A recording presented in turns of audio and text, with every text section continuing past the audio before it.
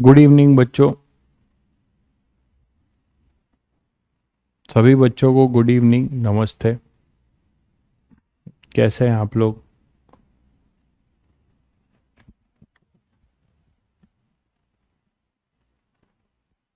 Audio video clear है बच्चों? Audio video clear है?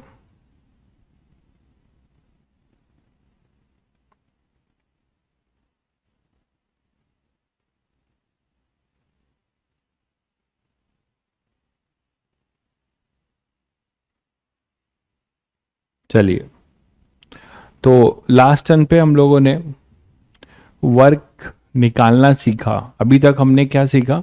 कैसे वर्क कैलकुलेट करते हैं डिफरेंट डिफरेंट में।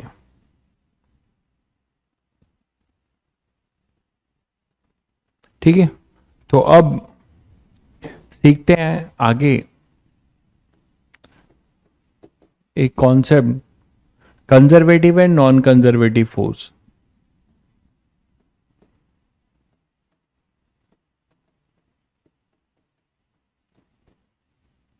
Conservative force and non conservative force. Conservative force आप किसे बोलते हो और नॉन कंजर्वेटिव किसे बोलते हो? तो depending upon the work done, depending, ऐसे तो फोर्स को क्लासिफाई करने के बहुत सारे क्राइटेरिया हैं, लेकिन अगर हम वर्क के बिहाफ पे फोर्स को क्लासिफाई करते हैं तो उसको दो में हम क्लासिफाई कर लेते हैं।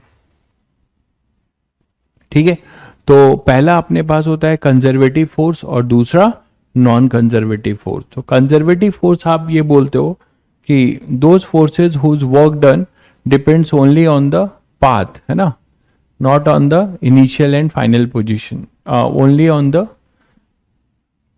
कंजर्वेटिव फोर्स आप बोलते हो those forces whose work done only depends on initial and final position, it does not depend upon the path. ठीक है, बिल्कुल सही कह रहे हैं भाई तनिष्क, बिल्कुल सही कह रहे हैं आप। ग्रेविटी कंजर्वेटिव है बिल्कुल। तो कंजर्वेटिव फोर्स में आप बोलते हो work done, forces whose work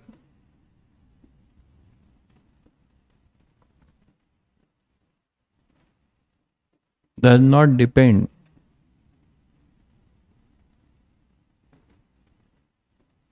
on the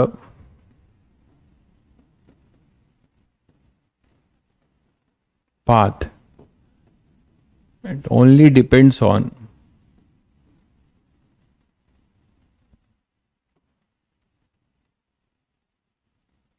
does not depend on the path। ठीक है, it only depends on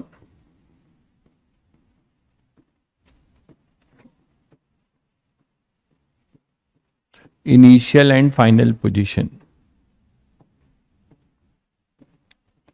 तो इनिशियल और फाइनल पोजीशन को अचीव कैसे किया है, किस पाथ से हमने इसको अचीव किया है, इससे हमें मतलब नहीं है। ठीक है, हमें बस किससे मतलब है कि इसका जो वर्क है वो केवल इनिशियल और फाइनल पोजीशन पे डिपेंडेंसी रखता है। इससे मतलब नहीं है कि वो उस पाथ को, वो इनिशियल से फाइनल किस पाथ से गया है।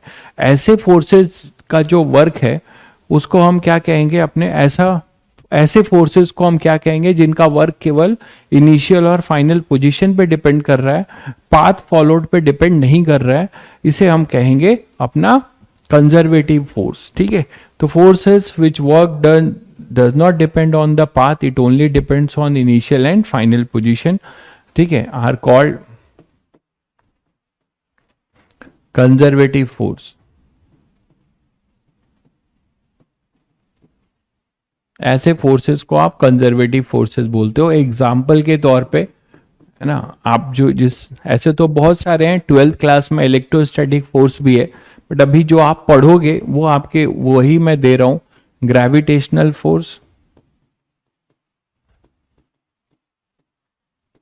है ना, ग्रेविटेशनल फोर्स, उसके बाद से स्प्रिंग फोर्स, और आगे आप जाकर पढ़ेंगे इलेक्ट्रोस्टैटिक फोर्स 12th क्लास में, चार्ज के बीच में जो लगता है इलेक्ट्रोस्टैटिक फोर्स। तो these are basically our conservative force, जिसमें स्प्रिंग और ग्रेविटेशन आप पढ़ेंगे, इलेक्ट्रोस्टैटिक आप 12th में पढ़ेंगे, ये भी कंजर्वेटिव है। ठीक है, ऐसे फोर्सेस को हम कंजर्वेटिव फोर्सेस बोलते हैं, जिनका वर्क डन पाथ पे डिपेंडेंसी नहीं रखता। क्लियर है?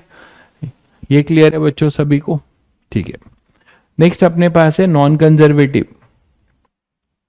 तो नॉन कंजर्वेटिव क्या हो जाएगा? ठीक इसका उल्टा हो जाएगा, है ना। नॉन कंजर्वेटिव क्या बोलोगे? Non conservative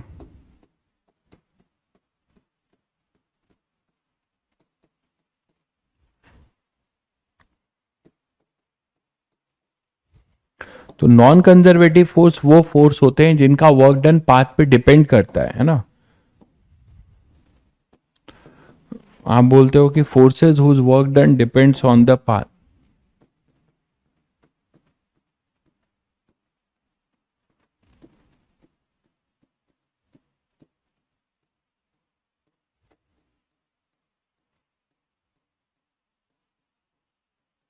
depends on path, ठीक है, वो पाथ पे डिपेंड करेगा कि हम किस पाथ से जा रहे हैं, उस पे उसके वर्क अलग होगा। मतलब एक ही फोर्स से, ठीक है, एक ही फोर्स से अगर आप दो अलग अलग पाथ से वर्क करते हो, है ना, दो अलग अलग पाथ पे वर्क करते हो एक ही फोर्स से, तो उनका वर्क अलग अलग होगा अगर वो नॉन कंजर्वेटिव है। ठीक है, अगर वो नॉन कंजर्वेटिव है। ठीक है, तो forces whose work done depends on path, path, ठीक है, आर कॉल्ड नॉन कंजर्वेटिव।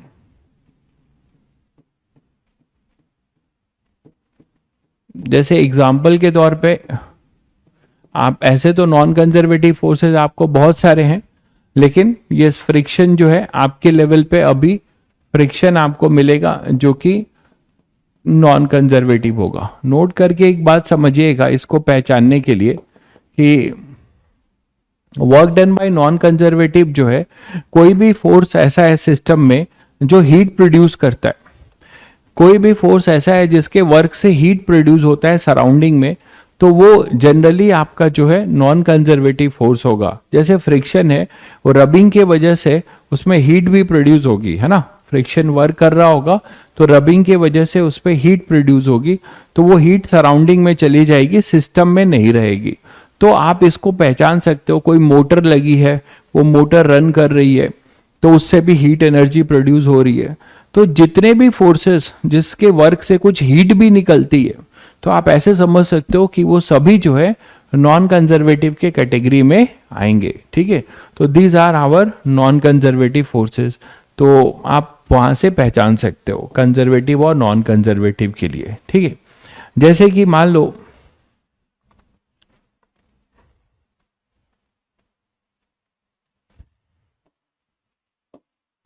हमारे पास एक फोर्स वर्सेस डिस्प्लेसमेंट का अगर मैं ग्राफ देता हूं, ठीक है, फोर्स वर्सेस डिस्प्लेसमेंट का अगर मैं ग्राफ दूं, एफ वर्सेस एक्स, एक्स में ही चलो, तीन पाथ से ये कोई फोर्स जो है किसी पार्टिकल पे वर्क कर रहा है via three different path, same force है, एक बार ऐसे जाता है,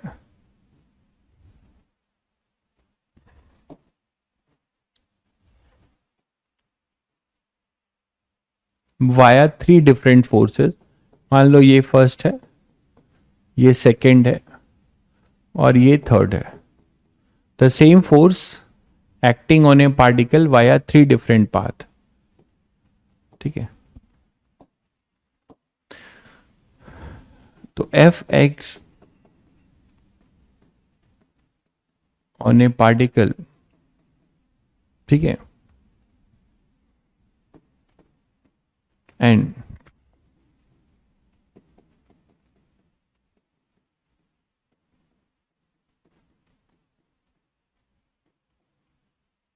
via three different path, one two and three. ठीक है, if W1, W2 and W3 be the work done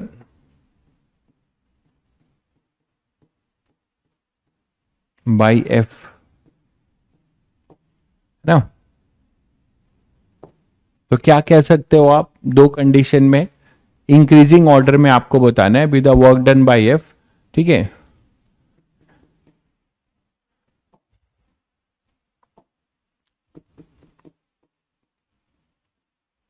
arrange W first, W second and W third in increasing order.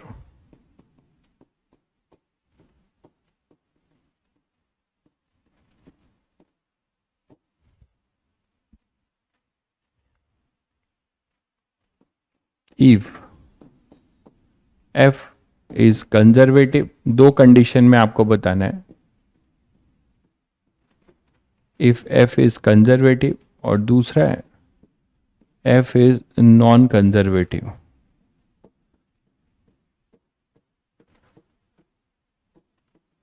If F is conservative और दूसरा है F is non conservative. Via का मतलब रास्ता भाई। आप बोलते हो ना कि आप वाया यहां से आया, वाया मतलब रास्ता भाई। अंग्रेजी बहुत तेज है तुम लोग की। तो जल्दी जल्दी बताओ इसका आंसर, जल्दी से बताओ इसका आंसर। बहुत बढ़िया, कंजर्वेटिव में सेम होगा, बिल्कुल सही कह रहे हो। कंजर्वेटिव में सेम होगा। तो if F is conservative, if F is conservative तो हमें रास्ते से मतलब नहीं है, हमें इनिशियल और फाइनल पोजीशन से मतलब है। अगर एफ हमारा कंजर्वेटिव है तो हमें इनिशियल और फाइनल पोजीशन से मतलब है। तो तीनों के लिए आप देख रहे हैं कि इनिशियल पोजीशन और फाइनल पोजीशन सेम है। तीनों पाथ का इनिशियल और फाइनल पोजीशन सेम है, इसीलिए आप बोलेंगे W first is equal to W second is equal to W third, as all the three forces are, or as all the paths have same initial and final position. So F is conservative, it only depends on initial and final position. जब non conservative है, जब non conservative है, if F is non conservative, तो F अगर non conservative होगा तो क्या बोलोगे?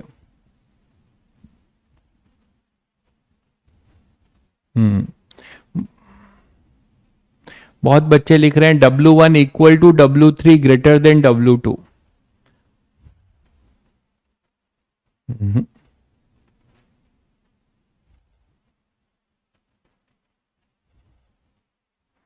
जब ये नॉन कंजर्वेटिव होगा तो आपको बस देख लेना है पाथ पे डिपेंड कर रहा है, मतलब एरिया अंडर द कर्व भूल गए तुम लोग, आप लोग भूल गए। जब ये नॉन कंजर्वेटिव है, चलिए नॉन कंजर्वेटिव मैं यहां डिस्कस किए दे रहा हूं। If F is non conservative, B part है ना, if F is non conservative तो आप लोग भूल गए कि पाथ पे डिपेंड कर रहा है, मतलब एरिया अंडर द कर्व से देखोगे, मतलब आप फिर किससे देखोगे?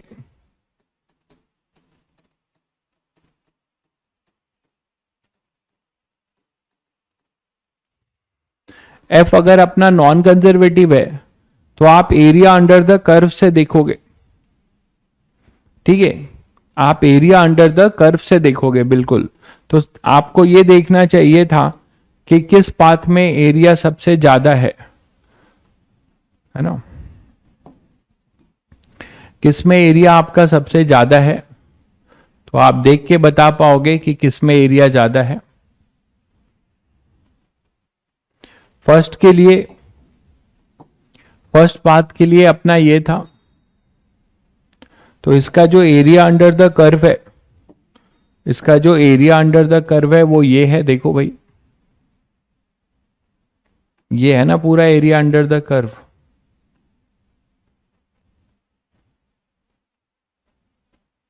ठीक है, सेकेंड पाथ कैसा था? वो स्ट्रेट लाइन था। सेकेंड पाथ आपका कैसा था? स्ट्रेट लाइन था। तो उसका एरिया अंडर द कर्व ये होगा।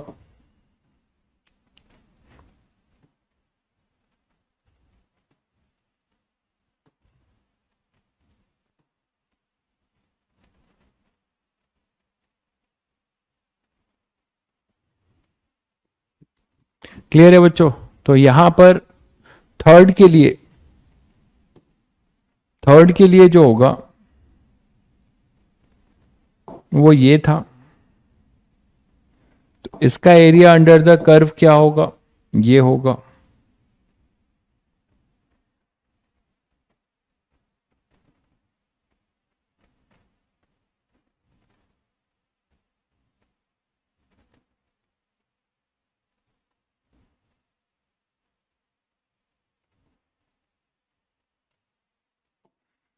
तो फोर्स वर्सेस जो भी आप एक्स बोल रहे हो, ये थर्ड पाथ है, ये सेकंड पाथ है,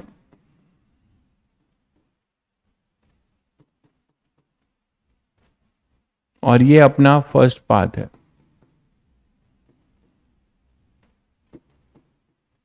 तो इसमें आपको दिख रहा होगा कि एरिया अंडर द कर्व किसका ज्यादा है, ठीक है। तो एरिया अंडर द कर्व आपका किसका ज्यादा हो जाएगा, सभी को पता है W1 का।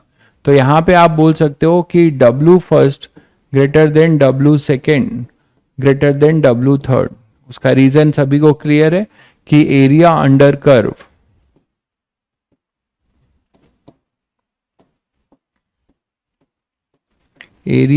कर्व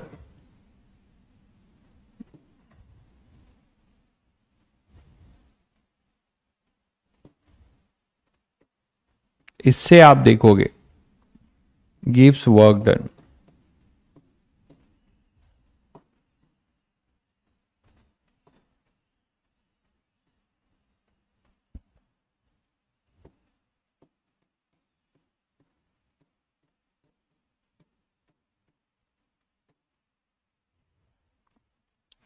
क्लियर है?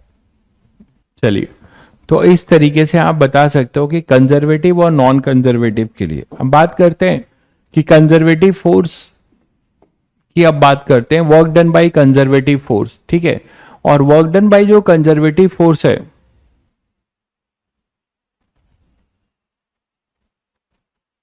क्या है, फोर्स वर्सेस डिस्प्लेसमेंट का कर्व है। तो फर्स्ट पार्ट में आपने डिस्प्लेसमेंट कैसे लिया है, समझ में नहीं आया, क्या बोल रहे हैं आप? अरे फोर्स वर्सेस डिस्प्लेसमेंट का ही कर्व है भाई, फोर्स वर्सेस डिस्प्लेसमेंट का ही कर्व है। तो क्या पूछना चाह रहे हैं?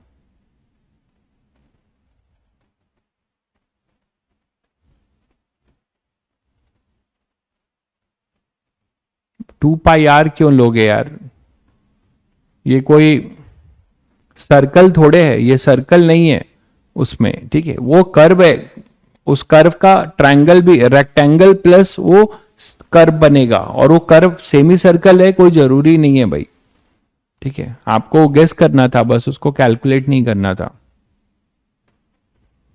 चलिए, तो अब कंजर्वेटिव का जो वर्क है उसको हम क्या कहेंगे, कंजर्वेटिव फोर्स का जो वर्क है वो किसी यूजफुल अमाउंट ऑफ एनर्जी में हमेशा स्टोर्ड होगा, ठीक है। कंजर्वेटिव फोर्स का जो वर्क होगा वो हमेशा किसी यूजफुल अमाउंट ऑफ एनर्जी में स्टोर्ड होगा, और उसी को हम पोटेंशियल एनर्जी कहते हैं, ठीक है। तो concept of potential energy related है आपकी कंजर्वेटिव फोर्स से। तो पोटेंशियल एनर्जी आप कैसे डिफाइन करते हैं किसी भी बॉडी की, वो देखिए। पहले पोटेंशियल एनर्जी आप कैसे डिफाइन करते हैं, ठीक है।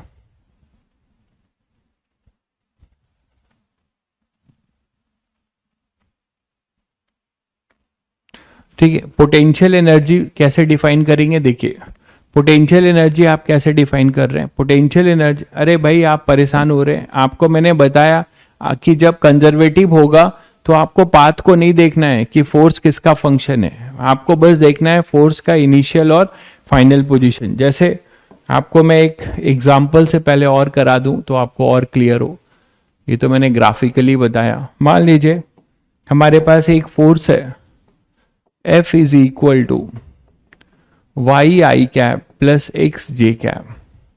एक फोर्स है हमारे पास F equal to y i cap plus x j cap. इसे आपको चेक करना है कि वेदर दिस इज कंजर्वेटिव और नॉट, ठीक है। whether this is conservative or not, this force field is conservative or not, ये आपको चेक करना है, ठीक है। तो कंजर्वेटिव फोर्स के लिए आपको चेक करना है, तो एक तो मैं थोड़ा सा ट्रिक बता देता हूं, बाकी एक नॉर्मल मेथड देखिए कि आप क्या करिए।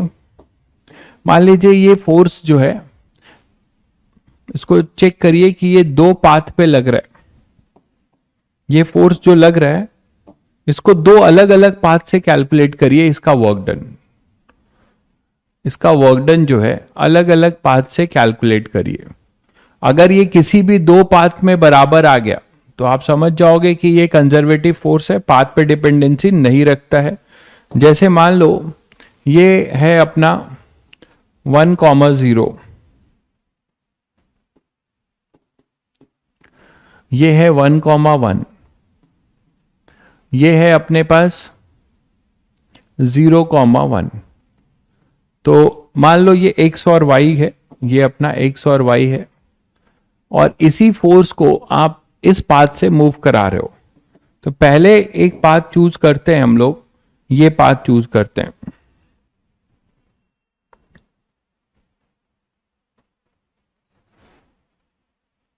पहला एक पाथ चूज करते हैं हम लोग, ये पहला वाला, और ये दूसरा पाथ चूज करते हैं ये वाला।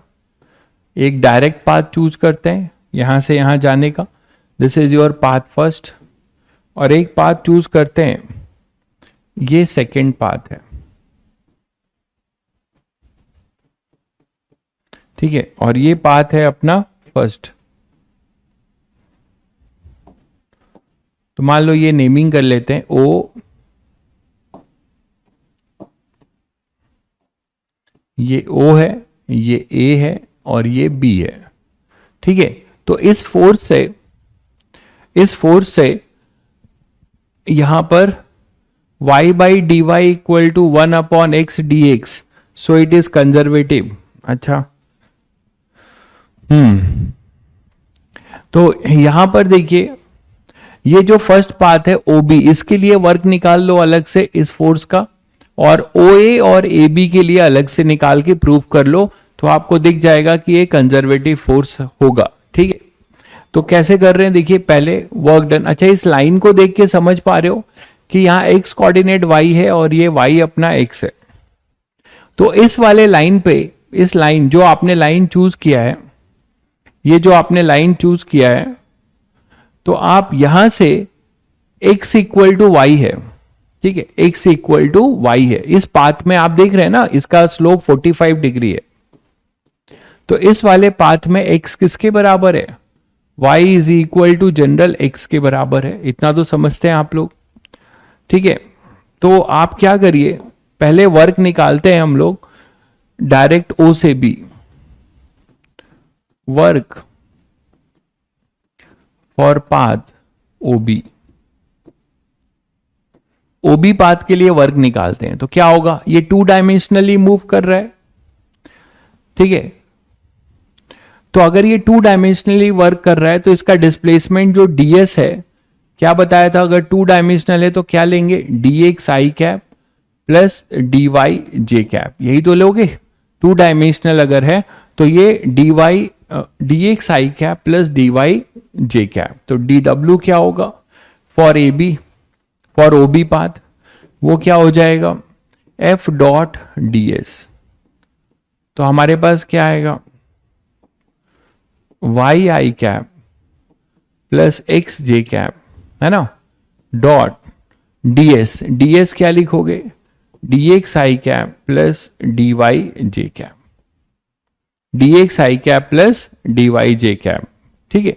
अब जब आप यहां से कर रहे हो तो क्या आएगा आपके पास, y dx plus x dy। फिर यहां तुम परेशान हो जाओगे इसको इंटीग्रेट करने में कि सर y dx है और इधर x dy है, तो इसको इंटीग्रेट कैसे करें। इसके लिए तो y as a function of x पता होना चाहिए और इसके लिए भी y as a function of x पता होना चाहिए। तो कमेंट करके बताएंगे बच्चे, क्या आपको पता है इस OB में y और x में रिलेशन पता है आपको, y और x में रिलेशन पता है जो, अच्छा ये हमेशा नहीं लिखिएगा, जिस पाथ पे आप चल रहे हो उसका कोऑर्डिनेट 1,1 है। अगर ये 1,1 नहीं होता, कुछ और होता है ना, 1,2 होता, तो आपको फिर वो लाइन की इक्वेशन लिख के y as a function of x लिखना पड़ता। तो यहां पर y इक्वल टू x है, तो हम y के जगह पे x पुट कर देंगे और x के जगह पे y पुट कर देंगे, क्योंकि y इक्वल टू x है। अब लिमिट देखो, लिमिट x की कहां से कहां है, 0 से 1, और y की कहां से कहां है, 0 से 1। तो हमें मिल जाएगा 1 स्क्वायर बाई 2, तो half plus half that is 1 joule. ये टोटल वर्क होगा 0 से WOB।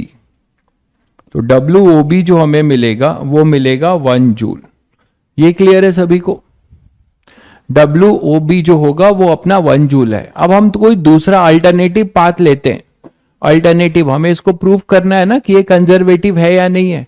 तो एक पाथ से तो हमने निकाल लिया, अब हम एक ऐसा पाथ चूज करेंगे जिसका इनिशियल और फाइनल पोजीशन पहले वाले के बराबर हो। तो इस पाथ का जो इनिशियल और फाइनल पोजीशन है, ये इनिशियल है, ये फाइनल है।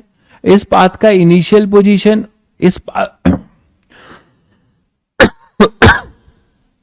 जो सेकेंड पाथ है उसका भी इनिशियल पोजीशन यही है और फाइनल पोजीशन भी यही है। तो पहले हम O से A जाएंगे, फिर A से B जाएंगे, ठीक है। तो WOAB ये हमें निकालना है, WOAB। तो WOAB को हम ब्रेक करके निकालेंगे, उसको हम लिख सकते हैं WOA प्लस WAB। बोलो, WOA प्लस WAB। भाई आप नए स्टूडेंट हैं तो आप बैकलॉग अगर कंप्लीट कर चुके हैं तो आप पढ़िए, नहीं कंप्लीट कर चुके हैं तो मुश्किल होगी, फिर आपको पहले बैकलॉग करना चाहिए। WOAB होगा WOA प्लस WAB। तो WOA जो होगा, ये देखो केवल O से A के लिए ये जो इक्वेशन है इसमें x एक्सिस पे हो आप, तो जब आप x एक्सिस पे हो तो y 0 होगा। तो देखिए मैं लिख रहा हूं WOA। इसके लिए क्या करेंगे, यहां पर x अपना, y अपना 0 होगा। WOA के लिए y 0 होगा क्योंकि आप x एक्सिस पे हो। तो जब आप y 0 होगा तो फोर्स क्या बन जाएगा, फोर्स हो जाएगा एक्स जे कैप। मानते हो, फोर्स हो जाएगा अपना एक्स जे कैप, ठीक है।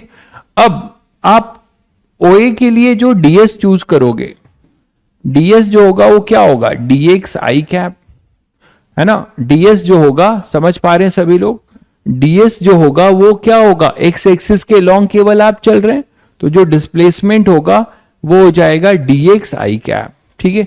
तो what is your dw, f dot dx, ये परपेंडिकुलर है, तो ये यहीं पे दिख रहा है कि dw 0 है ना। तो dw 0 है तो WOA भी 0 होगा। बोलो, तो WOA क्या हो जाएगा, 0। ये समझ पा रहे हैं सभी लोग, WOA 0 है। आप इसको एरिया अंडर द कर्व से समझ सकते थे, ठीक है। एरिया अंडर द कर्व से भी सब, अच्छा नहीं, एरिया अंडर द कर्व यहां पे लगाएंगे तो गलत हो जाएगा। ये देखिए x और y का कोऑर्डिनेट है, ये f वर्सेस x नहीं है, इस चीज को समझिए। ये y और x कोऑर्डिनेट है, इसका नेचर, ये जो फोर्स है ना, ये फोर्स वर्सेस डिस्प्लेसमेंट का ग्राफ होता है तो आप एरिया अंडर द कर्व करते। This is not force versus displacement curve. ये फोर्स, ये फोर्स ये है और इसका y वर्सेस x का आपको ये पाथ आपको अलग बताया गया है, तो इसको आप y area under the curve मत कर दीजिएगा, क्योंकि ये फोर्स वर्सेस डिस्प्लेसमेंट कर्व नहीं है। समझ में आया सभी को? तो यहां से आ गए, उसके बाद क्या हो जाएगा, WAB। WAB की बात करो तो WAB, इसके लिए x हमारा कांस्टेंट हो जाएगा। A से B पाथ में जाओगे तो x अपना कांस्टेंट है, x इक्वल टू 1 है, ठीक है। और y आपका वेरी कर रहा है, तो फोर्स क्या लिखोगे, F क्या हो जाएगा, F हो जाएगा y वेरी कर रहा है प्लस x आपका कांस्टेंट है तो 1 j कैप। तो फोर्स ऐसे कन्वर्ट हो जाएगा, ठीक है। अब आप डायरेक्ट तो कर दिया भाई मैंने, डायरेक्ट आपको यहां से यहां कर दिया। प्रूफ करना है, हमें प्रूफ करना है कि ये नॉन कंजर्वेटिव है कि कंजर्वेटिव। इसके लिए दो पाथ से कैलकुलेट करके चेक करेंगे कि इसका वर्क इक्वल आ रहा है क्या। अगर दोनों पाथ से इक्वल आ रहा है मतलब वो पाथ पे डिपेंड नहीं कर रहा है, सेम इनिशियल फाइनल पोजीशन है दोनों पाथ के लिए, तो वो कंजर्वेटिव प्रूव हो जाएगा। ये हम प्रूफ कर रहे हैं, इसीलिए दो अलग पाथ से कर रहे हैं। तो यहां पे अपने पास ये आ जाएगा, डीएस क्या हो जाएगा, आप ए से बी चल रहे हो तो डीएस क्या होगा, पूरा वाई डायरेक्शन में चल रहे हो तो ये हो जाएगा डी वाई जे कैप, है ना। डीएस हो जाएगा डी वाई जे कैप। तो अब आप डी डब्ल्यू ए बी क्या लिखोगे, एफ डॉट डी एस, तो कितना आ जाएगा वाई डी वाई, है ना। J dot J, sorry I dot J zero हो जाएगा, केवल डी वाई आएगा, डी वाई इंटू जे, तो केवल डी वाई आएगा। इसका दोनों का डॉट प्रोडक्ट लिया गया है, ये क्लियर है। एफ डॉट डी एस, एक स्टेप और लिख दे रहा हूं, तो यहां पे क्या करेंगे, Y i cap plus J cap dot D Y J cap. तो यहां से आपको मिलेगा आई डॉट जे जीरो, तो ये केवल डी डब्ल्यू ए बी क्या मिलेगा आपको, डी डब्ल्यू ए बी मिलेगा डी वाई। तो डी वाई को इंटीग्रेट कर दो, ये जीरो से डब्ल्यू ए बी, और डी वाई इंटीग्रेट होगा कहां से कहां, जीरो से वन, वाई की लिमिट, तो आपको 1 जूल मिल जाएगा। तो क्या प्रूव हुआ आपको कि इसका वर्क यहां पर जीरो है, इसका वर्क 1 जूल है। इसका मतलब नेट वर्क इस पाथ से भी 1 जूल ही आ रहा है, इस पाथ का वर्क भी 1 जूल आ रहा है, ठीक है, क्लियर है। एक्स जे कैप कैसे है, फोर्स वाई को जीरो करो, इस वाले ग्राफ में, अब इस पाथ पे चल रहे हो आप, ओ से ए चल रहे हो, तो ओ से ए में फोर्स कैसा हो जाएगा, फोर्स एक्स और वाई पे डिपेंडेंसी रखता है। तो जब आप ओ से ए चलोगे तो हमेशा y जो है जीरो होगा, क्योंकि आप x एक्सिस पे चल रहे हो, तो यहां पर y आपने जीरो किया, इसीलिए फोर्स x जे कैप हो गया, इसीलिए फोर्स x जे कैप होगा। यहां लिखा हुआ है y जीरो है ना, WOA में y अपना जीरो है, तो फोर्स ऐसे चेंज हो गया, ऐसे समझ गए होंगे। तो हमने दो पाथ, अलग अलग पाथ से इसका वर्क निकाला, हमें यह दिखा कि WOB is equal to WOAB, इसीलिए ये क्या है, कंजर्वेटिव। तो ये कंजर्वेटिव फोर्स है, ये कंजर्वेटिव फोर्स है, क्लियर है। तो ये अपना कंजर्वेटिव फोर्स है। कंजर्वेटिव फोर्स पहचानने का और भी तरीका है। आप हमेशा क्या करिए कि कभी भी किसी फोर्स का जब आप वर्क डन कर रहे हो, किसी भी फोर्स का जब आप वर्क डन कर रहे हो, तो आपको y as a function of x की जरूरत अगर नहीं पड़ रही है तो समझ लीजिएगा कि वो कंजर्वेटिव फोर्स है। क्योंकि अगर y as a function of x की जरूरत पड़ रही है, इसका मतलब y as a function of x क्या होता है, लोकस, मतलब पाथ, मतलब हम पाथ पे डिपेंडेंसी रख रहे हैं। जब भी हमें किसी फोर्स का वर्क निकालना पड़े और मुझे वर्क निकालने में y as a function of x की जरूरत पड़ रही है ना, तो समझ जाना कि वो फिर नॉन कंजर्वेटिव है, वो हमें उसके पाथ की जरूरत पड़ेगी। अब आप बोलोगे सर यहां पे भी तो y as a function of x की जरूरत पड़ेगी, यहां नहीं पड़ेगी। कैसे, इसका एक और मेथड देखिए।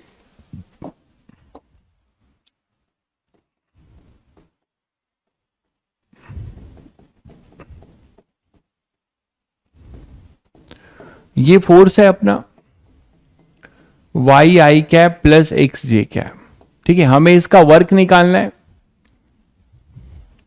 तो हमें अगर इसका वर्क निकालना है तो आप सीधे सीधे क्या बोलोगे कि आपने देखा 2 डायमेंशनल है, तो आपने ds भी 2 डायमेंशनल मान लिया, dx I cap plus dy J cap.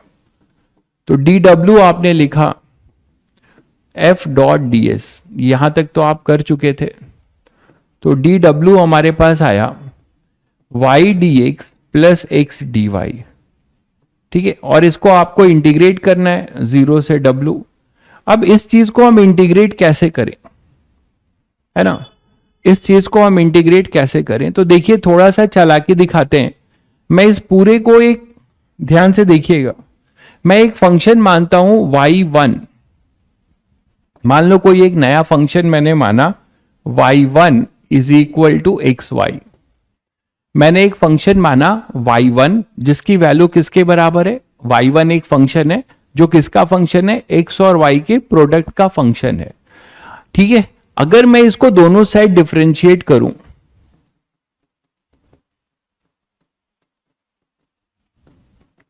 Differentiating both side with respect to x, तो हमें क्या मिलेगा, यहां मिलेगा dy one by d x, और यहां पे मैं डिफरेंशिएट करूंगा तो मुझे प्रोडक्ट रूल लगाना होगा। तो प्रोडक्ट रूल क्या लगाऊंगा, first function into differentiation of second plus second function into differentiation of first function. तो हमें मिलेगा ये तो x dy by d x plus y, और dx बाई डी एक्स 1 हो जाएगा। फिर इसको इधर ले जा रहा हूं तो dy1 इक्वल टू आएगा x dy plus y d x. तो बच्चों आप लोगों को कुछ चमका, कुछ चमक रहा है आप लोगों को, इसको देखकर, इसको देखकर आपको क्या चमक रहा है कि x dy plus y d x को हम क्या लिख सकते हैं, x dy plus y d x को, ये जो पूरा टर्म आपको दिख रहा है इसके जगह पे मैं dy1 लिख सकता हूं, बोलो, इसके जगह पे मैं ये dy1 लिख सकता हूं यहां पे। तो हमारे पास ये इंटीग्रेशन ऐसा हो जाएगा dy1, देखिएगा, और y1 क्या है हमारे पास xy, तो इसको और हम क्या लिख सकते हैं, dy1 के जगह पे क्या लिख सकते हैं, xy। तो क्या अब इसको हम इजीली इंटीग्रेट कर पाएंगे भाई, क्या मुझे इसमें y as a function of x की जरूरत पड़ी, क्या मैं इसको डायरेक्ट लिख सकता हूं कि xy की लिमिट क्या है, 0,0 से 1,1, यही तो थी लिमिट।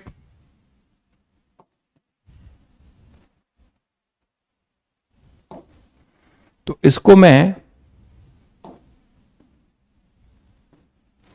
dw 0 से w, इसको मैं क्या लिख दूं, dy1 को मैं लिख सकता हूं d ऑफ xy, और xy की लिमिट क्या थी, 0,0 से 1,1, यही तो थी भाई। और d ऑफ xy क्या हो जाएगा, d ऑफ xy क्या हो जाएगा, जैसे आप इंटीग्रेशन dx को x बोलते थे, बोलो, इंटीग्रेशन dx को आप x बोलते थे या नहीं, अरे इंटीग्रेशन dx को x बोलते थे, उसी तरह d ऑफ xy को क्या बोलेंगे, d ऑफ xy को क्या बोलेंगे, xy, ठीक है। तो ये इंटीग्रेट हो गया। अब इसकी ये अपर लिमिट और ये लोअर लिमिट, इसकी ये अपर लिमिट और ये लोअर लिमिट, तो कितना आएगा, 1 जूल, ठीक है। तो इस पूरे सिनेरियो में, इस पूरे सिनेरियो में आपको कहीं पे भी y as a function of x निकालने की जरूरत नहीं पड़ी।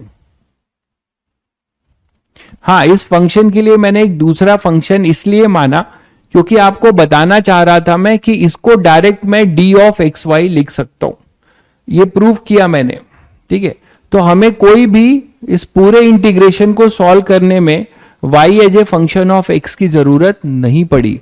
तो ये एक तरीके से आप बता सकते हो कि ये कंजर्वेटिव फोर्स में आएगा, हमें इसमें y as a function of x की जरूरत नहीं पड़ी। अगर ये ऐसा नहीं फॉर्म होता, टू लिमिट कैसे पुट करें, बहुत आसान है, ये x 0 है y 0 है, तो 0 इंटू 0 0, ये x है तो इसकी वैल्यू यहां रखो, ये y है इसकी वैल्यू यहां रख दो, तो 1 इंटू 1 है ना, 1 इंटू 1 1 हो गया, ठीक है। ये x की लिमिट यहां रख दो, y की यहां और प्रोडक्ट कर दो, एक्स और वाई की लिमिट रखो, प्रोडक्ट फॉर्म में है तो प्रोडक्ट कर दो, वही चीज किया गया। तो आपको मैंने एक दूसरा भी अप्रोच बताया कि आप इस तरीके से भी सोच सकते थे। चलिए, तो अब आप लोगों को आइडिया लगा कि कंजर्वेटिव फोर्स क्या होते हैं। ठीक है, मैंने एक मैथमेटिकली एग्जांपल से भी आपको बताया। अब ये जो कंजर्वेटिव फोर्स है, इस कंजर्वेटिव फोर्स, ठीक है, इस कंजर्वेटिव फोर्स के लिए चलिए एक क्वेश्चन आप लोग घर के लिए ले लीजिए, आप बोल रहे हैं तो। मान लो एफ अब आपको दिया जा रहा है Y square I cap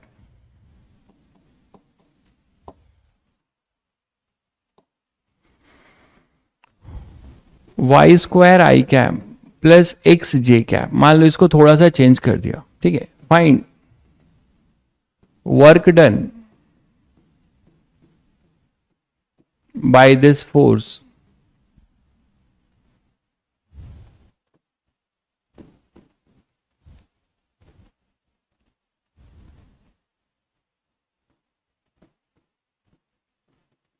along the path shown in figure।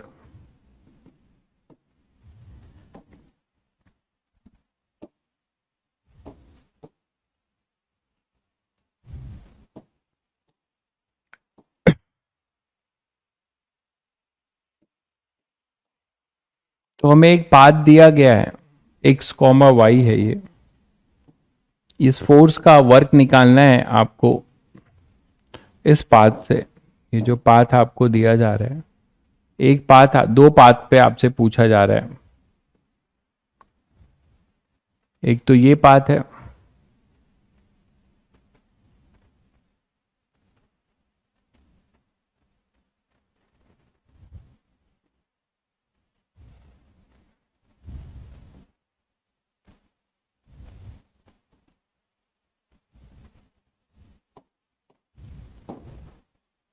तो ये 0,0 है, मान लो ये 1,0 है, ये मान लो 1,2 है।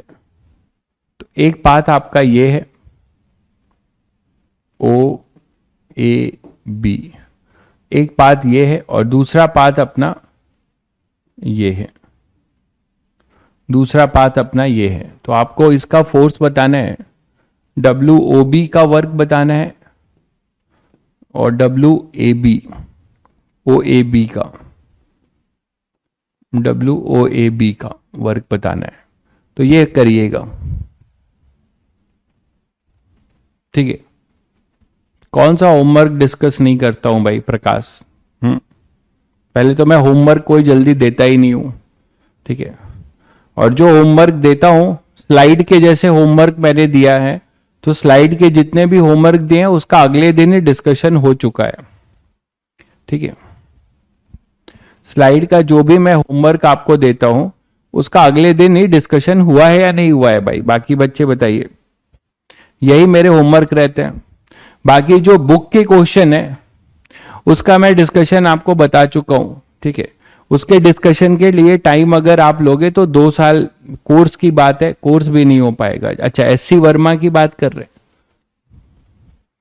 तो मेरा ये मानना है कि एससी वर्मा जो है मैक्सिमम जो है बच्चों से सॉल्व हो जाते हैं। आपसे अगर नहीं सॉल्व होते हैं तो वो अलग बात है। यहां पढ़ने के बाद मैक्सिमम बच्चे सीवी सॉल्व कर लेते हैं।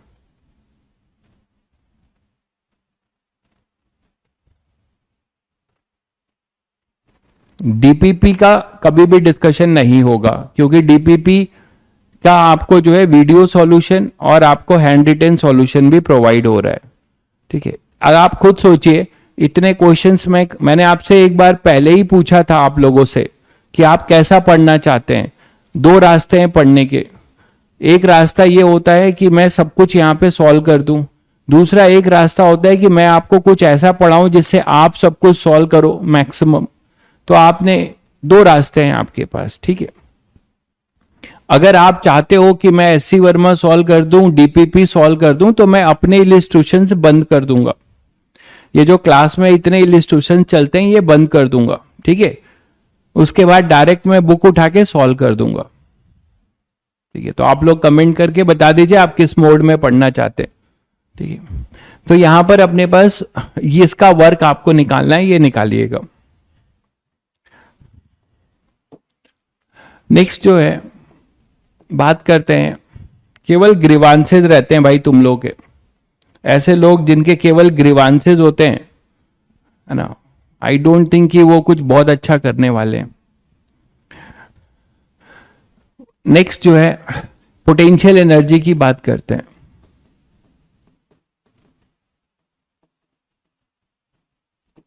तो पोटेंशियल एनर्जी बेसिकली किसी कंजर्वेटिव फोर्स के लिए डिफाइन होती है। पहली बात, it is always defined for a conservative force. ठीक है, it is always defined for a conservative force, it is always defined for a conservative force. Clear है? तो पोटेंशियल एनर्जी जो आपकी है वो ऑलवेज डिफाइन होती है किसके लिए? कंजर्वेटिव फोर्स के लिए। ठीक है, क्लियर है? तो अब यहां पे आप ये बोल सकते हो कि क्या लिखा जाए पोटेंशियल एनर्जी की डिफिनेशन, थोड़ा आप लोग लिख के बताइए, जल्दी बताइए आप क्या जानते हो पोटेंशियल एनर्जी के बारे में।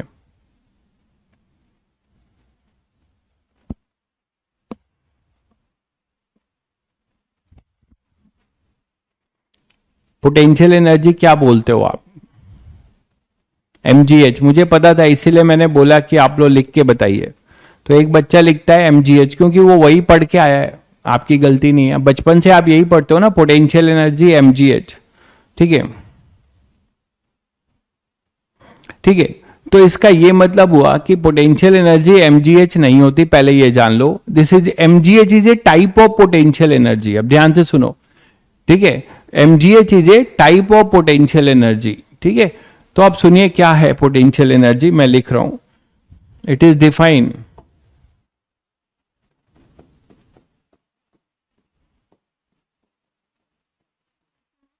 As work done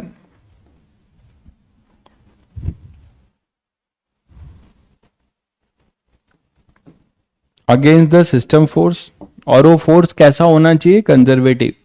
it is defined as work done against the system force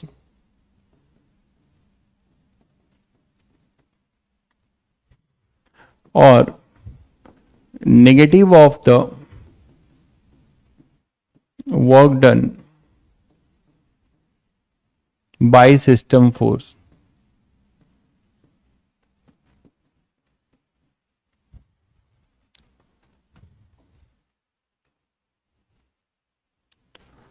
तो work done against the system force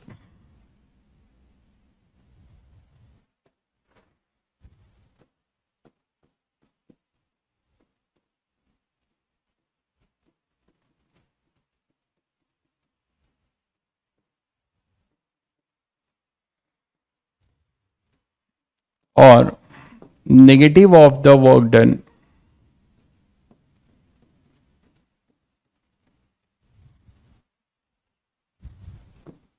by system force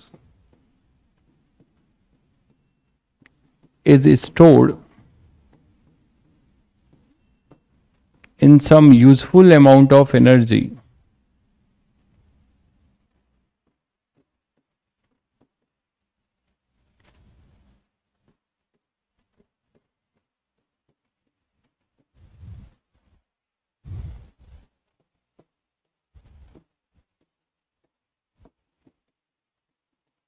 within the body. This energy is called potential energy. This energy is called potential energy. This energy is called potential energy. तो potential energy basically क्या है कि अगर कोई system force खुद work करे, मतलब negative of the work done by system force, ठीक है, negative of the work done by system force और work done by some external agent. तो either external agent system force के अगेंस्ट वर्क करे या सिस्टम फोर्स खुद work करे, तो उसके वर्क करने से जो पोटेंशियल एनर्जी हमें मिलेगी, उसी जो एनर्जी हमें मिलेगी वो बॉडी के अंदर स्टोर्ड हो जाएगी और उसी को हम क्या कहेंगे, पोटेंशियल एनर्जी। मैथमेटिकली आप बोलते हो, ये फॉर्मूला इंपॉर्टेंट है, minus W system is equal to plus W external agent is equal to delta U. Generally हम चेंज इन पोटेंशियल एनर्जी हमें मिलता है, एब्सोल्यूट पोटेंशियल एनर्जी नहीं, हमेशा हमें चेंज इन पोटेंशियल एनर्जी हम डिफाइन करते हैं। एब्सोल्यूट के लिए क्या करते हैं अभी आगे क्लियर होगा। तो आइदर एक्सटर्नल एजेंट खुद वर्क करे, है ना, आइदर एक्सटर्नल एजेंट खुद वर्क करे या सिस्टम खुद वर्क करे, ठीक है। हमारे पास जो भी एनर्जी इस इनके वर्क करने से जो पोटेंशियल एनर्जी, मतलब जो एनर्जी में चेंज आएगी, इसी एनर्जी को हम क्या कहते हैं, पोटेंशियल एनर्जी, ठीक है। तो this delta U is our change in potential energy, this is our change in potential energy, जो हमें हमेशा होगा U final minus U initial, ठीक है। तो अगर ये जो चेंज किसके वजह से हुआ है, ये चेंज हुआ है या तो सिस्टम फोर्स खुद वर्क करे या फिर एक्सटर्नल एजेंट सिस्टम फोर्स के अगेंस्ट वर्क करे। और ये जो सिस्टम फोर्स है ये हमेशा कंजर्वेटिव होना चाहिए, it is defined only for conservative force. तो ये नोट करके मैं लिख दे रहा हूं, है ना।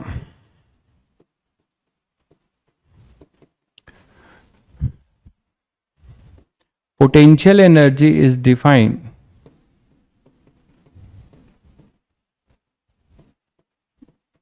ओनली फॉर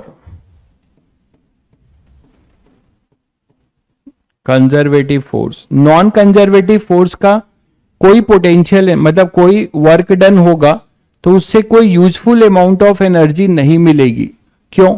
जैसे फ्रिक्शन है, जैसे कोई फ्रिक्शन है, फ्रिक्शन का क्या मतलब है, एक्सटर्नल एजेंट क्या है अभी समझ में आ जाएगा। जैसे कोई फ्रिक्शन है, फ्रिक्शन जो है जो भी वर्क करेगा उसका वर्क जो है हीट एनर्जी में डिसिपिएट होगा, है ना।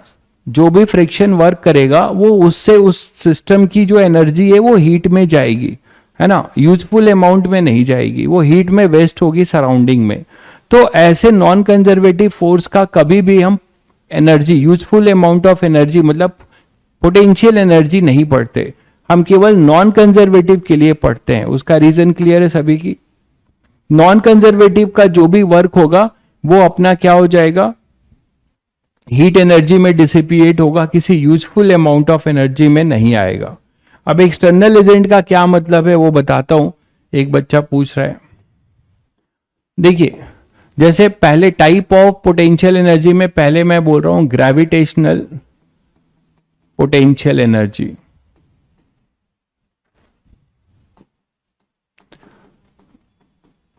अब ये अलग अलग नाम क्यों पड़ा, कैसे पड़ा, तो ये टोटली डिपेंड करेगा कि एक्सटर्नल एजेंट किस कंजर्वेटिव फोर्स के अगेंस्ट वर्क कर रहा है, ठीक है। जैसे कि मैं किसी ब्लॉक को लिफ्ट करा रहा हूं तो मैं ग्रेविटी के अगेंस्ट वर्क करूंगा तो मैं एक्सटर्नल एजेंट कहलाऊंगा। तो मैं इसको, जब मैं वर्क करूंगा इसको लिफ्ट कराने में, तो मैं ग्रेविटी के अगेंस्ट वर्क करूंगा, तो मेरा जो वर्क है वो किसी यूजफुल अमाउंट ऑफ एनर्जी में स्टोर्ड होगा ब्लॉक के अंदर, और इसी को हम क्या कहेंगे, ग्रेविटेशनल पोटेंशियल एनर्जी। क्यों? क्योंकि हम किसके अगेंस्ट वर्क कर रहे हैं, ग्रेविटी के अगेंस्ट। इसी तरीके से अगर मैं किसी स्प्रिंग को खींचता हूं, किसी स्प्रिंग को मैं पुल करता हूं स्लोली, तो किसी स्प्रिंग को पुल करूंगा तो मैं केएक्स फोर्स के अगेंस्ट वर्क करूंगा। केएक्स फोर्स के अगर मैं अगेंस्ट वर्क करूंगा तो मेरा जो वर्क है वो स्प्रिंग फोर्स के अगेंस्ट है ना, मेरा जो वर्क है वो स्प्रिंग फोर्स के अगेंस्ट है। तो ये पोटेंशियल एनर्जी कौन सी पोटेंशियल एनर्जी कहलाएगी, स्प्रिंग पोटेंशियल एनर्जी। तो ये अलग अलग पोटेंशियल एनर्जी हो सकती है। आप जब 12th क्लास में जाओगे तो किसी चार्ज को इलेक्ट्रिक फील्ड के अगेंस्ट मूव कराओगे तो आप इलेक्ट्रोस्टैटिक फोर्स के अगेंस्ट वर्क करोगे, तो आपकी जो पोटेंशियल एनर्जी होगी मतलब सिस्टम की, वो कहलाएगी इलेक्ट्रोस्टैटिक पोटेंशियल एनर्जी। तो ये टोटली डिपेंड करता है कि आप जो एक्सटर्नल एजेंट हो, आप किसके अगेंस्ट वर्क कर रहे हो, किस कंजर्वेटिव फोर्स के अगेंस्ट वर्क कर रहे हो। जिस कंजर्वेटिव फोर्स के अगेंस्ट आप वर्क करोगे, अकॉर्डिंगली उसका नाम पड़ जाएगा दैट पोटेंशियल एनर्जी। ठीक है, जैसे ग्रेविटेशनल पोटेंशियल एनर्जी की अब बात करते हैं, तो ग्रेविटेशनल पोटेंशियल एनर्जी में आप देख रहे हो, जैसे मैं एक अर्थ और ब्लॉक का सिस्टम ले लेता हूं, तो मान लो आपके पास एक ब्लॉक है, यहां पे ग्राउंड पे रखा है, आप एक एक्सटर्नल एजेंट हो, आप इसको लिफ्ट कराने के लिए आए। ठीक है, गाना गा के तो आप लिफ्ट नहीं करा पाओगे, है ना, आप गाना गा के तो लिफ्ट नहीं करा पाओगे कि लिफ्ट करा दे, बहुत पुराना गाना है, अदनान सामी ने सबको लिफ्ट कराया था। तो आप गाना गा के लिफ्ट नहीं करा पाओगे। इस ब्लॉक को जो है धीरे धीरे जो है, ये एक्सटर्नल एजेंट है, ये आप इसको स्लोली मूव कराओगे। देखिए कभी भी पोटेंशियल एनर्जी, ठीक है, कभी भी पोटेंशियल एनर्जी जो है डिफाइन होती है, तो हमेशा ब्लॉक को या बॉडी को हम स्लोली पुल करते हैं। उसका रीजन क्या है, क्योंकि हम चाहते हैं कि हमारा जो भी वर्क है वो पूरा का पूरा ग्रेविटी के अगेंस्ट हो, मतलब इस इक्विलिब्रियम हो, यहां पे कोई काइनेटिक एनर्जी ना हो, हमारा जो भी वर्क है वो पूरा का पूरा ग्रेविटी के अगेंस्ट हो। ठीक है, मतलब इक्विलिब्रियम हो। तो मैं यहां लिख देता हूं for block to move very slowly, तो हम इसको स्लोली मूव कराएंगे। जब भी हम पोटेंशियल एनर्जी डिफाइन करेंगे किसी सिस्टम का, तो इसको हम किसी भी बॉडी को स्लोली ही मूव कराएंगे। उसका रीजन यही है कि हम चाहते हैं कि हमारा जो भी वर्क है वो पूरा का पूरा ग्रेविटी के अगेंस्ट खर्च हो जाए, कोई काइनेटिक एनर्जी ना आए।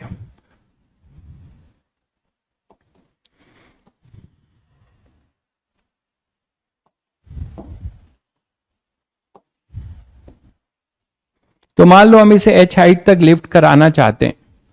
ठीक है, तो आप मुझे बताओ कि ये mg है और एक्सटर्नल एजेंट है ये।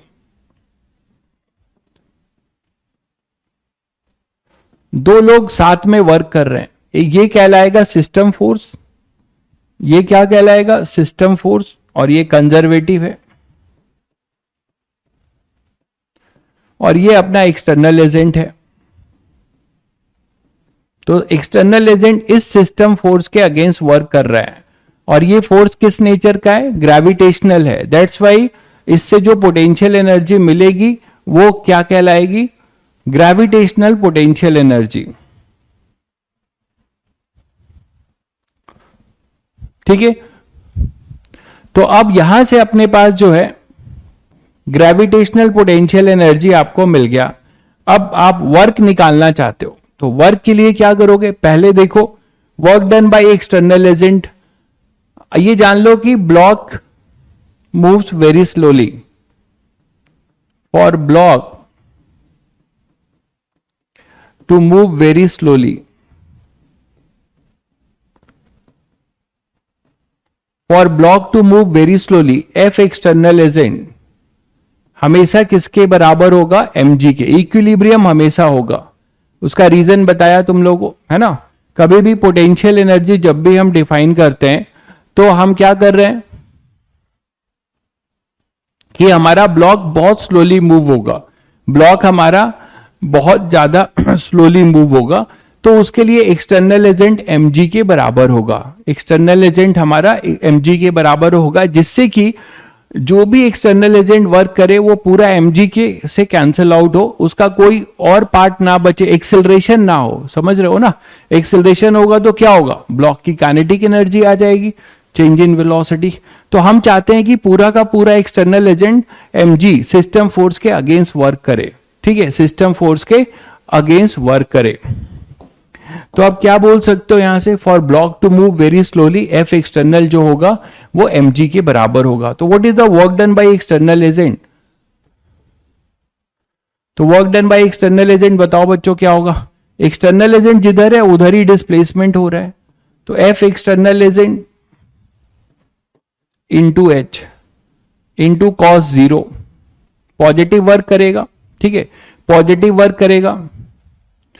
सिस्टम फोर्स का मतलब ये हुआ कि जैसे ब्लॉक रखा हुआ है ना, तो सिस्टम फोर्स का मतलब अर्थ उसको पुल कर रहा है, तो अर्थ का अपना जो फोर्स है वो सिस्टम फोर्स है। जैसे स्प्रिंग है, स्प्रिंग के अगेंस्ट आप खींचोगे तो स्प्रिंग फोर्स हमारा सिस्टम फोर्स बनेगा, स्प्रिंग फोर्स जो है अपना क्या होगा, सिस्टम फोर्स होगा, आप उसके अगेंस्ट वर्क करोगे, ठीक है, मतलब वो फोर्स जो सिस्टम में अपने आप आ रहा है। तो एफ एक्सटर्नल एजेंट क्या हो जाएगा यहाँ पे mgh, और ये आप देख रहे हो पॉजिटिव हो रहा है, पॉजिटिव है। और अभी अभी आपने पढ़ा बाय डिफिनेशन, क्या पढ़ा कि चेंज इन पोटेंशियल एनर्जी। अब देखिए एब्सोल्यूट पोटेंशियल एनर्जी क्या होता है, उसके लिए आपको एक जीरो पोटेंशियल लाइन माननी पड़ती है, मतलब आपने इसको रेफरेंस माना, this is the reference line of zero potential, इसको आपने एक रेफरेंस लाइन माना। जब आप इसको एक रेफरेंस लाइन मान लेते हो और इनिशियल पोटेंशियल एनर्जी को यहां पर जीरो बोलते हो, जैसे ओरिजिन मानते हो मैथ्स में, ओरिजिन से आप x coordinate, y coordinate, z coordinate को जाते हो तो आप उसको जीरो मानते हो, तो वहां से आपको एक्स की एक्चुअल वैल्यू मिलती है। तो अगर आपने इसको रेफरेंस लाइन को जीरो पोटेंशियल लाइन मान लिया और आप इसको एच हाइट तक लेके गए, ठीक है, तो ये जो अब पोटेंशियल एनर्जी होगी यू फाइनल, ये एब्सोल्यूट पोटेंशियल एनर्जी कहलाएगी। तो यहां पे डब्ल्यू एक्सटर्नल एजेंट क्या आ जाएगा, this is equal to delta U by definition, यही तो पढ़ा था अभी कि एक्सटर्नल एजेंट का जो वर्क है वो डेल्टा यू के बराबर होता है, ये पढ़ा आपने अभी। देखिए W external agent equal to delta U या minus W of system equal to delta U, ठीक है।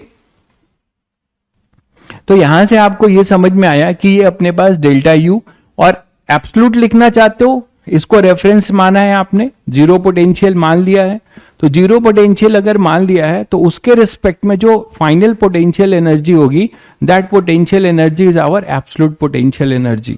तो यहां पे लिखा जाएगा U final minus U initial equal to mgh। ये तो चेंज हो गया, अगर आपने इसको जीरो मान लिया है तो आपके पास, और यूएफ को यू मान लिया है तो यू आ जाएगा mgh, ठीक है, और इसी को आप नाम दोगे क्या, ग्रेविटेशनल पोटेंशियल एनर्जी, यही हो जाएगा अपना क्या, ग्रेविटेशनल पोटेंशियल एनर्जी। तो शायद सभी बच्चों को अब समझ में आ गया कि कैसे पोटेंशियल एनर्जी स्टोर्ड हुई।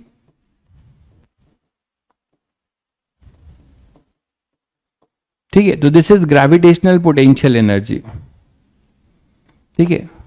अब देखो कि क्या मैं अगर इसी को सिस्टम फोर्स के अगेंस्ट निकालूंगा तो क्या अलग आएगा, ये भी बहुत लोगों को कंफ्यूजन होता है। नहीं, आप चाहे सिस्टम फोर्स के लिए से निकालिए चाहे एक्सटर्नल एजेंट से, पोटेंशियल एनर्जी वही आएगी। डब्ल्यू सिस्टम क्या लिखेंगे आप,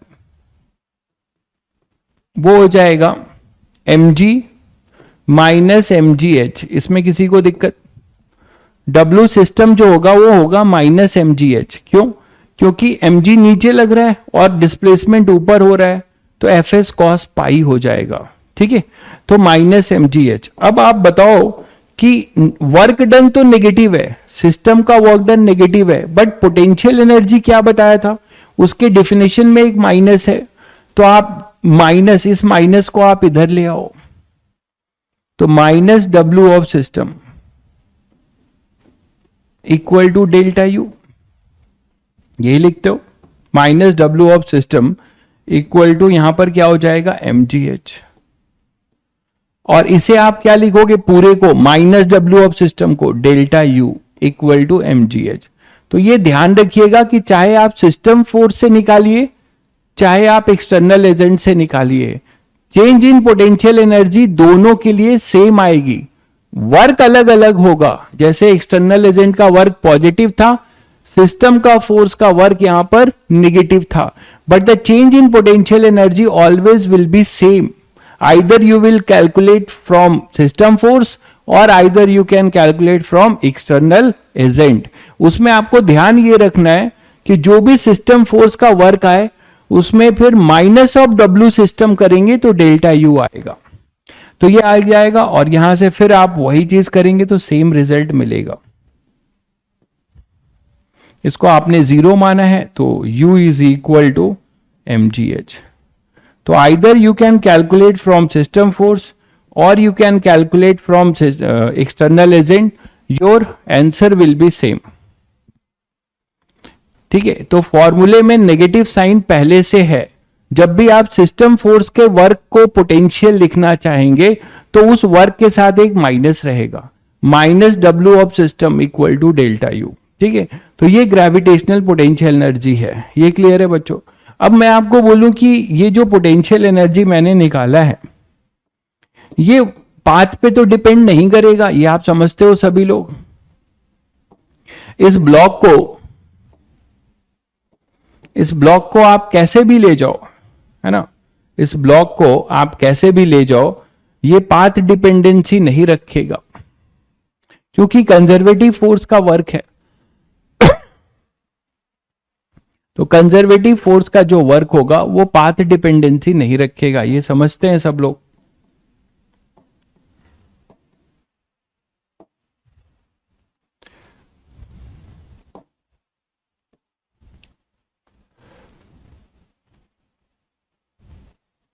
तो आइदर आप इसको ऐसे ले जाओ, इस पाथ से ले जाओ, या फिर आप इस पाथ से ले जाओ।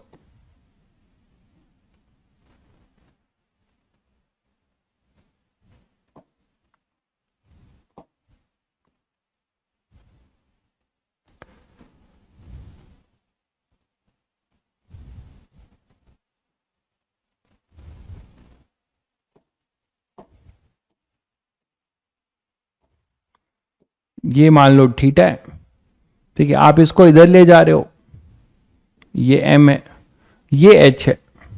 ठीक है, एक्सटर्नल एजेंट हो आप, ये a से b चल रहे हो स्लोली पुल करके। ठीक है, स्लोली पुल करके आप चल रहे हो। अभी आप इसे स्मूथ ले लीजिए फिलहाल, अभी रफ बाद में लेंगे। तो एक्सटर्नल एजेंट किसके अगेंस्ट वर्क करेगा भाई? एक्सटर्नल एजेंट वर्क करेगा mg साइन थीटा के अगेंस्ट।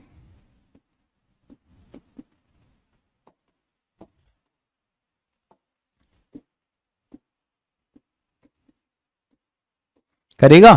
तो for block to move very slowly, है ना, for block to move very slowly, जब भी हम पोटेंशियल एनर्जी किसी फोर्स का डिफाइन करना चाहते हैं तो उसे हम बहुत स्लोली मूव कराते हैं।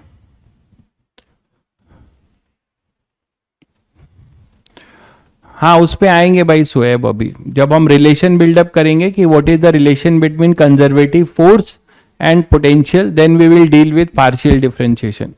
For block to move very slowly, अभी तो मैं पोटेंशियल एनर्जी डिफाइन कर रहा हूं, तो क्या बोलोगे? एफ एक्सटर्नल एजेंट हमेशा किसके बराबर होगा? mg साइन थीटा के। मानते हो? तो यहां पर mg sine theta system force होगा, mg कॉस थीटा तो इधर होगा, वो कोई वर्क नहीं करेगा, है ना, वो कोई वर्क नहीं करेगा। तो mg साइन थीटा अपना केवल जो है सिस्टम फोर्स है। तो आप क्या करोगे? यहां से यहां के लिए, a से b के लिए, मान लीजिए इसका लेंथ l है, तो हम क्या लिखेंगे? Work done by external agent, w external agent, ये लिखेंगे f external agent into L cos zero, उसी डायरेक्शन में है। तो f एक्सटर्नल एजेंट की वैल्यू तो यही है, mg sine theta into L. अब आप साइन थीटा से आप देख सकते हो, यहां से साइन थीटा इक्वल टू होगा h बाई एल। तो h इक्वल टू एक तरीके से l साइन थीटा है। तो आप बोल सकते थे कि सर ये जो l साइन थीटा है ये वही चीज तो आ रही है, mg h के बराबर ही आ रही है, w एक्सटर्नल एजेंट। और w एक्सटर्नल एजेंट ही क्या होता है? Delta u। अगर आपने इसको जीरो पोटेंशियल ले लिया है तो यहां पर आते आते ब्लॉक के पास कितनी पोटेंशियल एनर्जी हो जाएगी ये आपको पता है अब, mgh के बराबर, है ना। ब्लॉक की जो पोटेंशियल एनर्जी यहां आते आते कितनी हो जाएगी? mgh। लेकिन आप क्या देख रहे हो? ब्लॉक तो इंक्लाइंड लेंथ डिस्टेंस ट्रेवल कर रहा है, बट इंक्लाइंड डिस्टेंस ट्रेवल कर रहा है, लेकिन उसकी जो पोटेंशियल एनर्जी है वो केवल किस पे डिपेंड कर रही है, वर्टिकल हाइट पे। वो किस पे डिपेंड कर रही है, केवल वर्टिकल हाइट पे। देख पा रहे हैं, तो पोटेंशियल एनर्जी यहां पर जो हो जाएगा वो mgh हो जाएगा। तो एब्सोल्यूट पोटेंशियल एनर्जी इनिशियल को अगर आप 0 लेते हो तो U हो जाएगा mgh। तो आपने क्या देखा, आपने देखा कि ये किस पे डिपेंडेंसी रख रहा है, केवल वर्टिकल हाइट पे। ठीक है भाई, आसफ क्या नाम है आपका, जो भी नाम है, ठीक है, आप ये तीसरी बार ये गलती कर रहे हैं, ठीक है, और आप आगे ही बढ़ते जा रहे हैं भाई आसफ, ठीक है। तो मुझे आपको फिर अब ब्लॉक करना पड़ेगा और कोई चारा नहीं है मेरे पास, ठीक है। मैं नहीं चाहता कि यहाँ पे कुछ, आप यार तीसरी बार ये गलती कर रहे हो, मैं 2-3 बार आपको इग्नोर कर चुका हूं, ठीक है। आप प्लीज ये सब कमेंट करना बंद कर दीजिए जो इरेलीवेंट है, यहां से कोई लेना देना नहीं है।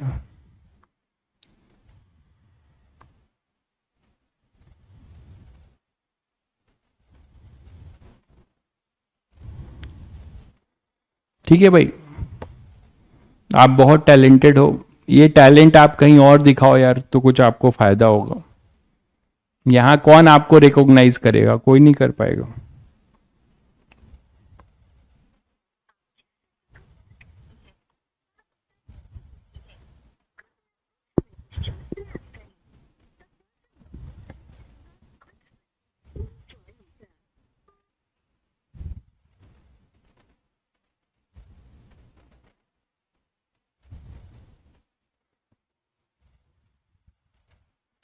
चलिए भाई, तो यहां पर अपने पास क्या हो जाएगा कि ये पोटेंशियल एनर्जी से h हाइट पे आप ले गए, तो मैंने आपको कहा कि इसका अल्टरनेट वे भी क्या हो सकता था। आप बोल सकते थे कि सर इसको ऐसे भी तो ले जा सकते थे। देखो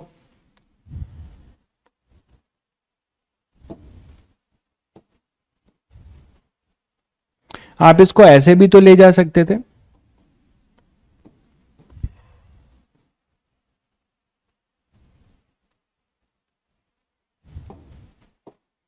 आप पहले ग्राउंड से ग्राउंड यहां ले जाओ, ऐसे है ना, उसके बाद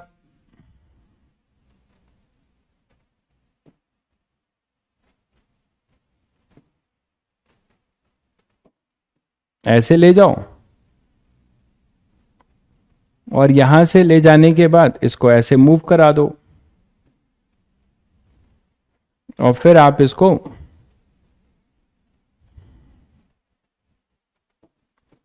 यहां लेते आओ h हाइट पे। बोलो, तो ये पाथ भी तो हो सकता था अपना, ये अल्टरनेट पाथ भी तो हो सकता था। बोलो,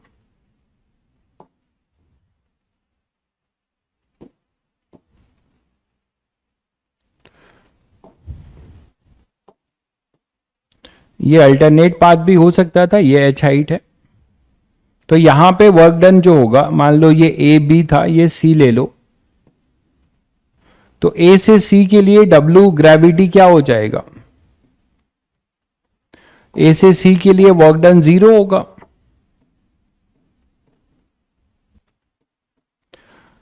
और फिर WCB, समझ गए होगे शायद, ठीक है। तो अब यहां से अपना क्या हो जाएगा कि इसके लिए WAC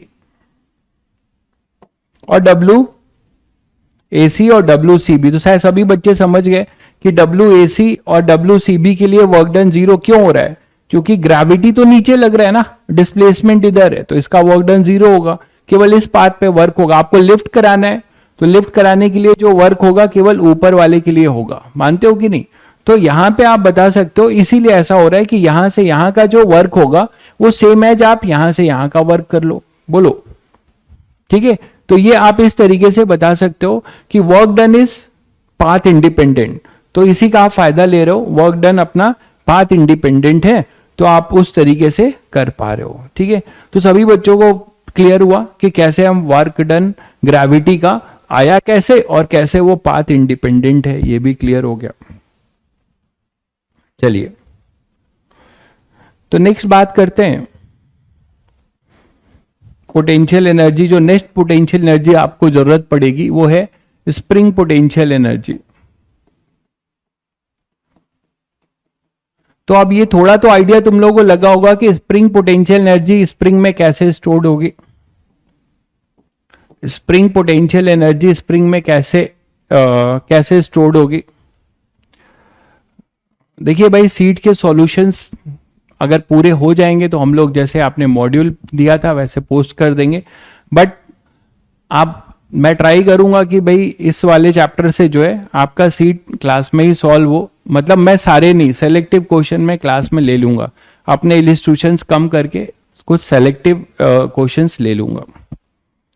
स्प्रिंग पोटेंशियल सीट के क्वेश्चन भी ले लूंगा मैं।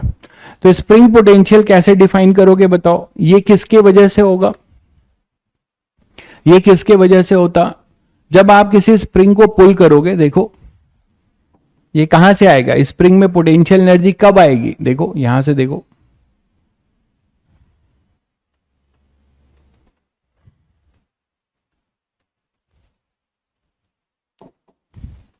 तो स्प्रिंग में पोटेंशियल एनर्जी कब आएगी, देखिए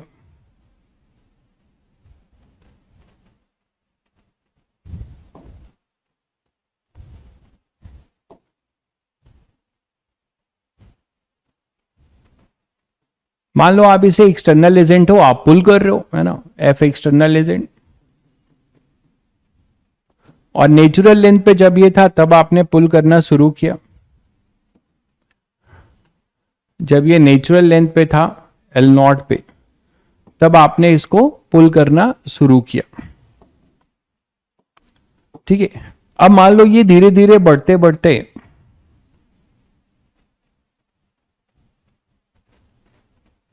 कुछ यहां पर आ गया और स्लोली पुल कर रहे हो, तो ये कितना आगे बढ़ गया, एक्स आपने इसको एलोंगेट कर दिया पुल करके, ये एक्सटर्नल एजेंट है। तो जैसे ही आप एक्स एलोंगेट करोगे यहां स्प्रिंग फोर्स आ जाएगा, कि एक्स का स्प्रिंग फोर्स आ जाएगा, बताओ, ठीक है, स्प्रिंग फोर्स आ जाएगा। तो अब यहां से एफ एस जो होगा ये स्प्रिंग फोर्स है, मानते हो कि नहीं।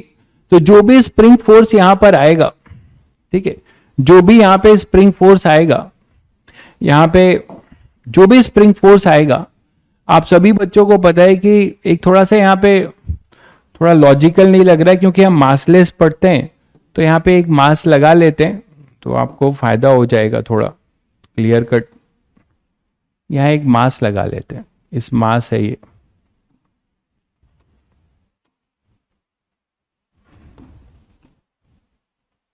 तो इस मास को ये पुल कर रहे हैं,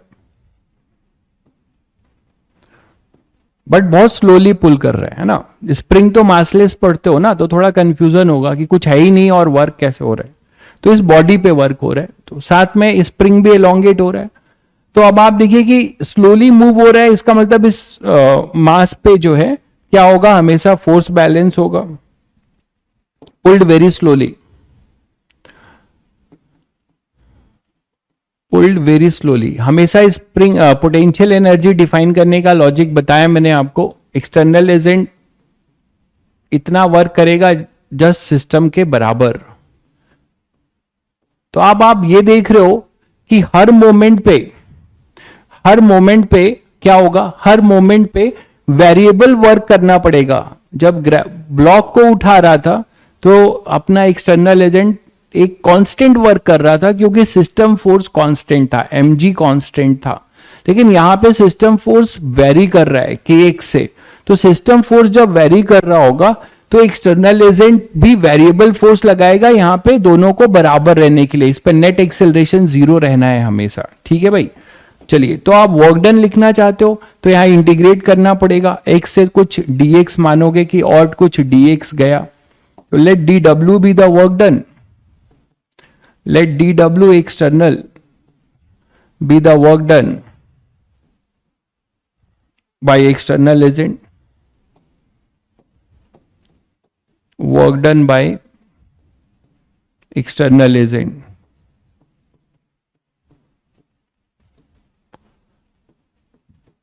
ठीक है, तो डी डब्ल्यू एक्सटर्नल क्या हो जाएगा बताओ, F at x into d x, है ना, तो एफ इंटू डी एक्स, और एफ एट एक्स कितना होगा, वो के एक्स के बराबर होगा। तो डब्ल्यू एक्सटर्नल आपको मिलेगा के एक्स डी एक्स, और डब्ल्यू डी डब्ल्यू एक्सटर्नल को हम डी यू लिख सकते हैं भाई। अभी बाई डिफिनेशन आपने जो पढ़ा था कि d W, W system, W external agent या minus d W system equal to delta U पढ़ा था।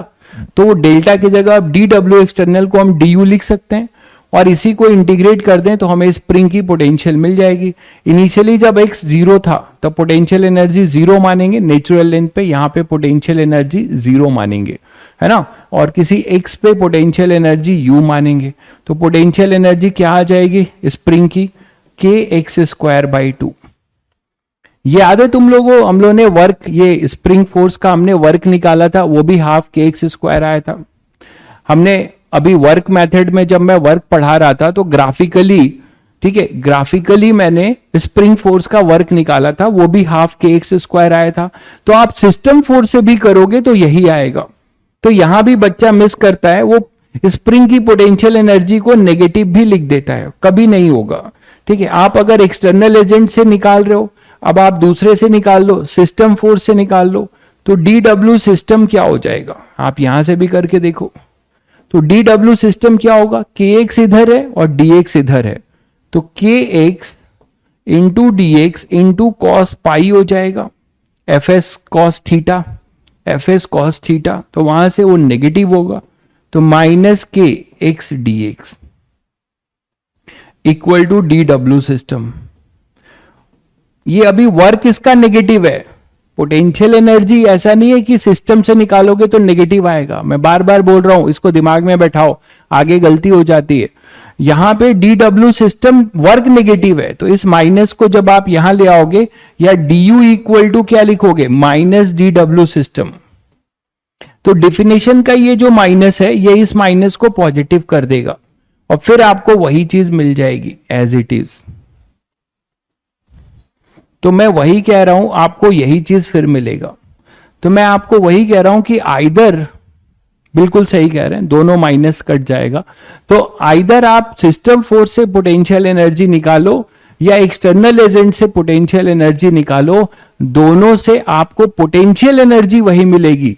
But yes, work can be positive और नेगेटिव। तो स्प्रिंग फोर्स का वर्क नेगेटिव या पॉजिटिव हो सकता है, बट स्प्रिंग फोर्स की पोटेंशियल एनर्जी हमेशा क्या होगी, पॉजिटिव होगी। ये दिमाग में बैठा लेना, ठीक है, और रटिए नहीं, इसको समझ लीजिए। तो इस तरीके से आप स्प्रिंग पोटेंशियल, इसका नाम स्प्रिंग पोटेंशियल क्यों पड़ा भाई, इसका नाम स्प्रिंग पोटेंशियल क्यों पड़ा, क्योंकि हमारा जो एक्सटर्नल एजेंट है या हम है, वो किस सिस्टम फोर्स के अगेंस्ट वर्क कर रहे हैं, स्प्रिंग फोर्स के, जो कि कंजर्वेटिव इन नेचर है, जो कंजर्वेटिव इन नेचर है। इसीलिए हम उसको क्या नाम देते हैं, स्प्रिंग पोटेंशियल एनर्जी। ठीक है, तो वर्क आपका नेगेटिव या पॉजिटिव हो सकता है स्प्रिंग का, बट स्प्रिंग की पोटेंशियल एनर्जी हमेशा पॉजिटिव होगी, वो हाफ के एक्स स्क्वायर होगा। ठीक है, चलिए भाई, ठीक है, कोशिश करेंगे। मैं इलिस्ट्रेशंस कट नहीं करूंगा, लेकिन वही बात है कि समय नहीं मिल पाता है। सीट में भी बहुत अच्छे क्वेश्चंस हैं, तो मैं एटलीस्ट ये अब ट्राई करूंगा इस चैप्टर से कि आपका फोर्थ, लेवल 4 और लेवल 5 में के क्वेश्चंस क्लास में कर दूं, बाकी तो आप करेंगे। मॉड्यूल टिक कराना है, देखता हूं, रुको, तो टाइम हो गया, मेरे पास मॉड्यूल अभी है नहीं, 1 मिनट वेट करिए, मॉड्यूल के क्वेश्चंस चलिए स्लाइड में लिख के भेज दूंगा। मॉड्यूल के क्वेश्चन अभी मैं इसमें चेक कर लीजिएगा, स्लाइड में अपलोड कर दूंगा। ठीक है, स्लाइड में मॉड्यूल के क्वेश्चन जो भी वर्क पावर के कर पाएंगे, वो मैं आपको स्लाइड में क्वेश्चन नंबर एक्सरसाइज भेज दूंगा। ठीक है, उसको अटेम्प्ट कर लीजिएगा। चलिए स्लाइड चेक कर लीजिएगा, स्लाइड में मिल जाएगा आपको मॉड्यूल के क्वेश्चन नंबर जो आपको करने हैं। ठीक है, और बाकी डीपीपी जो अपलोड हुई है, डीपीपी कर लीजिए। ठीक है, और एससी वर्मा के क्वेश्चंस अभी 1-2 लेक्चर के बाद और आगे टिक कराऊंगा। ठीक है, जो दिया था वो आई थिंक हो गया होगा। कितने बच्चों से हो गया जो एससीवी के क्वेश्चन दिया था? एससीवी के क्वेश्चन जो दिया था कितने बच्चों ने कर लिया?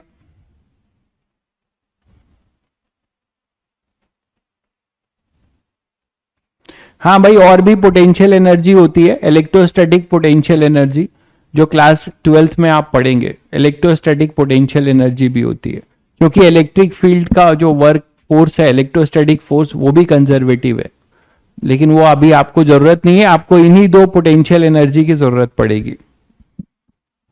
ठीक है, चलिए बच्चों, फिर मिलते हैं ट्यूसडे को। ठीक है, क्वेश्चंस जरूर करिए। आपके पास कोई बुक हो, कोई स्टैंडर्ड बुक है, या कोई आपके पास जो है किसी कोचिंग का मटेरियल है, उसके क्वेश्चंस करिए। ठीक है, उसके क्वेश्चंस करिए, objective question, integer type question, जितना ज्यादा आप क्वेश्चंस करेंगे। लेकिन एक चीज मैं बता दूं कि अगर आप जब भी क्वेश्चंस करेंगे किसी बुक से, तो जब चैप्टर कंप्लीट हो जाए तब करिएगा। या तो आपके पास उस बुक में वर्क का अलग दिया हो, एनर्जी अलग दिया हो, ऐसे क्वेश्चन दिए हैं तो आप वो भी कर सकते हैं। कोई भी बुक कर सकते हैं, कोई भी वेल नोन बुक, सारी अच्छी हैं, कोई भी कर सकते हैं। ठीक है, चलिए।